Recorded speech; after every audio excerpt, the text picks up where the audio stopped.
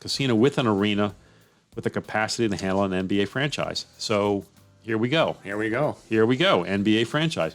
This is Las Vegas Real Estate Now with local real estate expert Harvey Blankfeld. I was talking about this tax issue that came up last week, and we were talking during the break a little bit about that. And some of the things you see on your tax report, like I talked about the idea, you can see what your taxes would be were there not a cap. You can see that. But the other thing you see is the tax rate. Yes. And that's confusing to people because there's, when we're talking to people moving in from other parts of the country and they say, well, what's your taxes like? My normal answer is roughly 1% of the value of your home. But then when they look at the tax rate, it says 3%.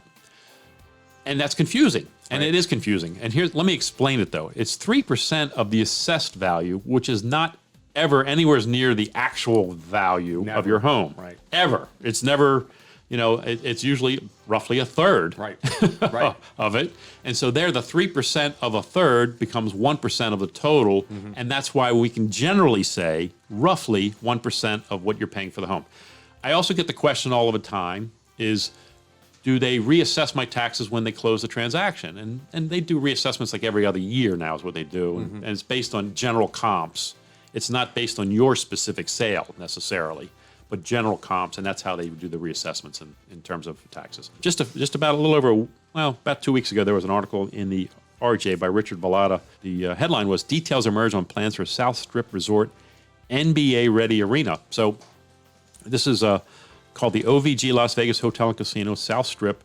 It's going to be down near the 15 and Blue Diamond, and it's going to be, it's got some of the people from the former Raiders, President Mark Badain's involved, some other people involved in sports, and I guess the idea is first to build basically a casino with an arena with the capacity to handle an NBA franchise. So here we go. Here we go. Here we go, NBA franchise. And so these people are building a resort with a 20,000-seat NBA arena, 2,000-room hotel and casino. The property is going to be about $3 billion, of $1 billion of which is dedicated specifically to the arena. Wow. $1 billion, Billion. 20,000-seat arena.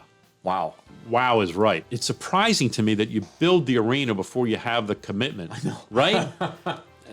That's a little concerning to me. If I'm an investor and it's like, really, we're going to, are we sure? I think they're pretty sure, though.